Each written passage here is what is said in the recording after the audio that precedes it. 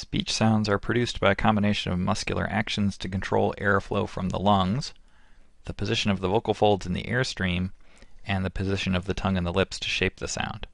This presentation reviews the anatomy and physiology of the vocal tract from the lungs to the lips. There are three major systems used for speech production. The respiratory system, which consists of the lungs and the trachea that provide energy for speech through expiration. The phonatory system, which includes the larynx, creates a phonation sound source and is discussed in more detail in the phonation presentation.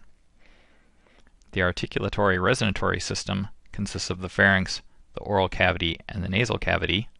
These hold all of the major articulators, including the tongue, the lips, the palate, and the velum.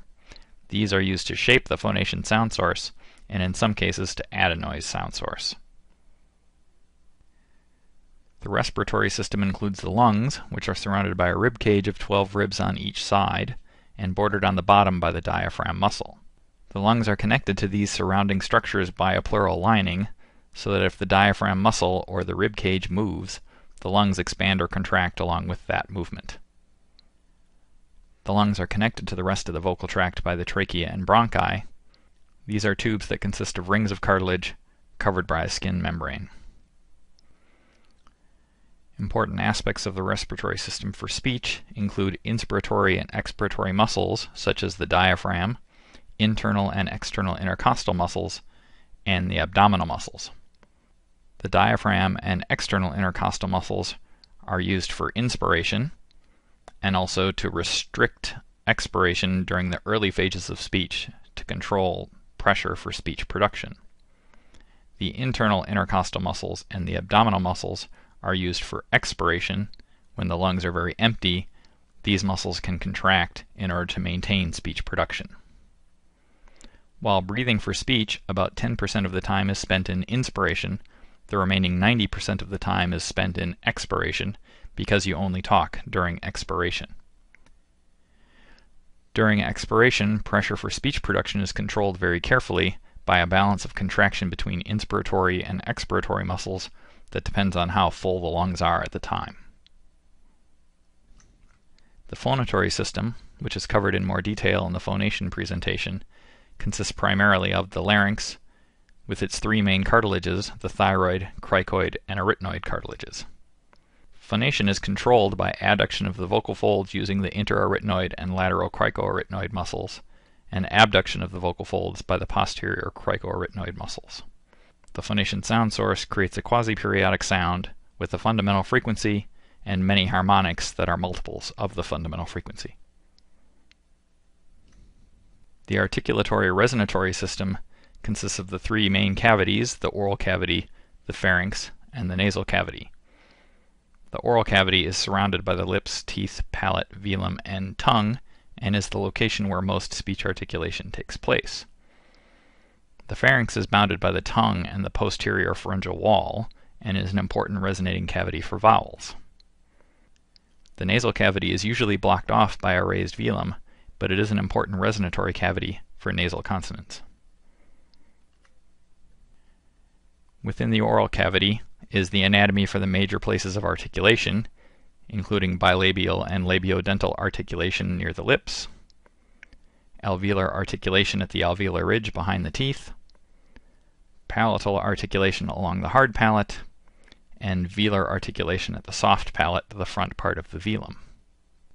For articulation by the tongue, we can divide the tongue into three active articulatory regions: the tip or blade of the tongue, the dorsum of the tongue, and the tongue root.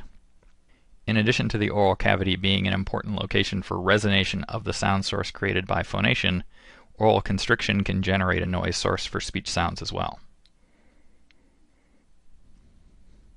The pharynx is not used as a place of articulation in English, but it is relevant for the resonance of vowels.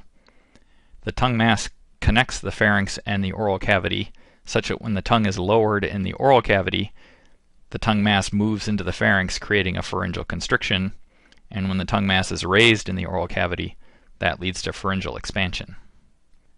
We can divide the pharynx into three major regions: the laryngopharynx, which is the pharynx just above the larynx, the oropharynx, which is most of the pharynx behind the tongue, and the nasopharynx, which is the velopharyngeal port connecting the pharynx to the nasal cavity.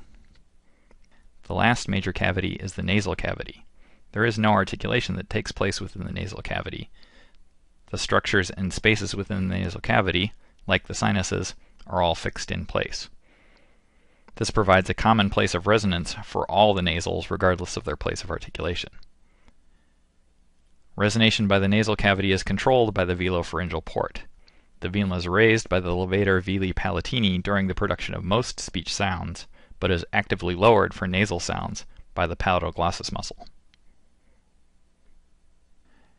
Speech production is controlled by both cortical and subcortical structures. In terms of cortical control, the motor strip in the posterior frontal lobe provides most of the basic commands for speech production, but these are modified by somatosensory feedback from the anterior part of the parietal lobe. These are also modified by subcortical structures. The basal ganglia helps coordinate speech plans with feedback, and the cerebellum adjusts movement based on posture and also adds fine motor control to the movements. Another important aspect of neuroanatomy for speech is speech perception and auditory feedback. Auditory information is processed in the temporal lobe, and sensory integration of auditory information with other types of sensory information takes place in the thalamus. In conclusion, speech sounds are created by a wide range of muscular actions. Airflow from the lungs is controlled by respiratory muscles.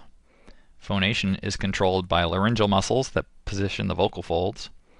And the position of the tongue and lips as articulators shape the sound source of phonation and also create and shape noise sound sources.